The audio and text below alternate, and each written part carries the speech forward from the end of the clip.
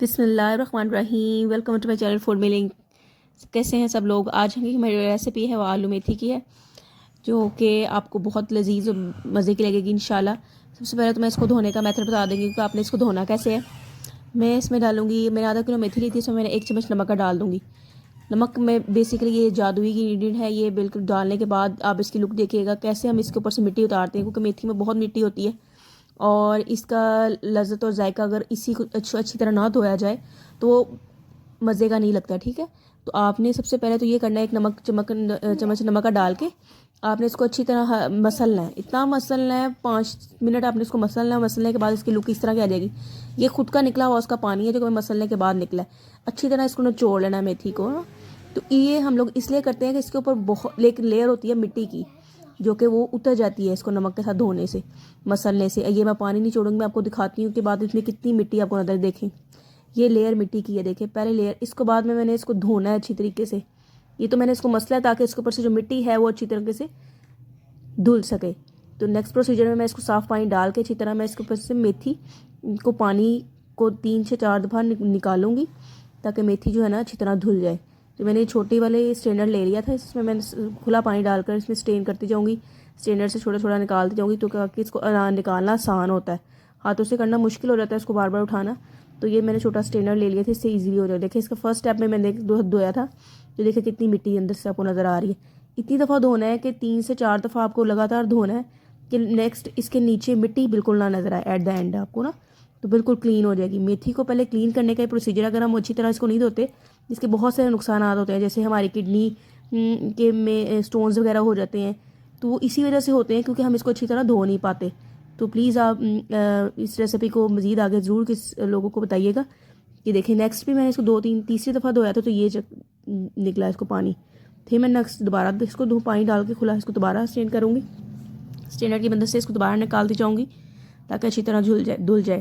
3 سے 4 بار کرنے کے بعد اس کا شکل جو ہے بالکل صاف سے دیکھیں، اب بالکل مٹی اینڈ پہ نہیں ہے، تو یہ ہماری میتھی دھل کے ہو گئی ہے صاف۔ اب اس کو پکانے کا پروسیجر کی طرف چلے جائیں گے۔ میں نے 1 پاؤ آلو لیے تھے، اس کو میں دھو کے کاٹ لوں گی، ٹھیک ہے، اور اس کے ساتھ ساتھ میں اس کو پیل آف کر لوں گی، دھو کے کاٹ لوں گی۔ 1 کپ میں نے بڑا گھی کا لے لیا تھا، اس کو میں نے گرم کر لیا اور اسی گرم آئل میں اس آلو کو پیل آف کر کے ڈال دوں گی۔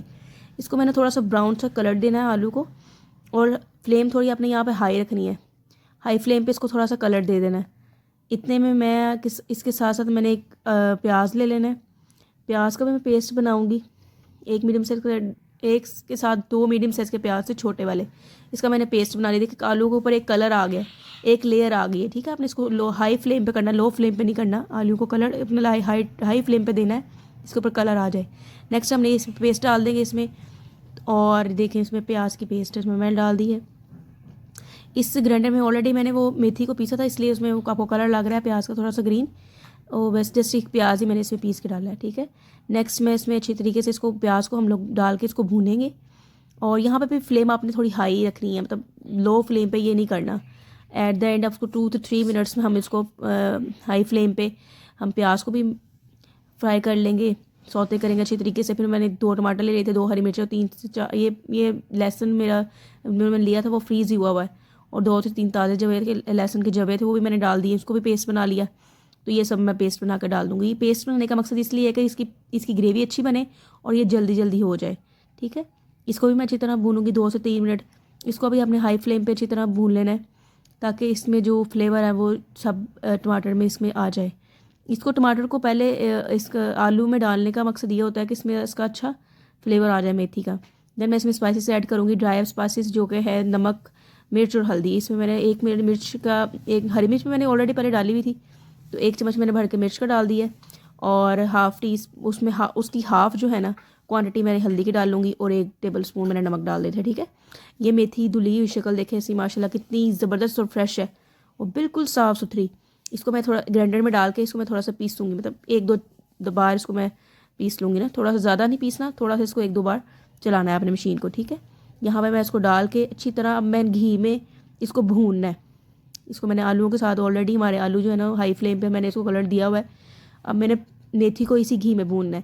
اتنا ہم لوگ اس کو بھونیں گے تاکہ اس میں سے آئل جو ہے نا ہمارے سپریٹ خود ہی نظر آنا شروع ہو جائے گا. پھر میں تھوڑا سا پانی ڈال کر اس کو دم پہ رکھ دوں گی. اسی دوران دم پہ رکھنے کے دوران وہ آلو بھی ٹینڈر ہو جائیں گے اور ہماری میتھی بھی گل جائے گی. ویری لو فلیم پہ میں نے اس کو 15 سے 20 منٹ سے زیادہ میں نے اس کو رکھا تھا لو فلیم پہ. تو اسی ساتھ ہمارے آلو بھی ٹینڈر ہو گئے. یہاں پہ بیسیکلی لائٹ چلی گئی تھی, اس سے تھوڑی سی جو شکل ہے وہ لائٹ آف ہونے کی وجہ سے موبائل سے لے رہی تھی.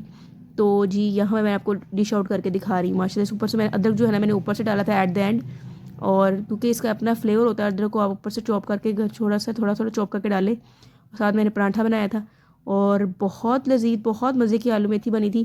آپ نے یہ میری ریسیپی ضرور ٹرائی کرنی ہے اور مجھے کمنٹ سیکشن میں بتانا ہے کہ آپ کو کیسی لگی.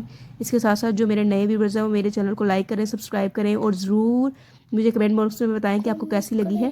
اور اس کے ساتھ ساتھ میں آپ سے یہ بات کروں گی کہ وہ دعاؤں مجھے ضرور یاد رکھیں, اور آپ کی جو سبسکرائب کریں گے آپ میرے چینل کو, اس سے مجھے یہ ہوتا ہے کہ ہمیں ایک نئی خوشی ملتی ہے کہ ہم نے اچھا کام کیا ہے.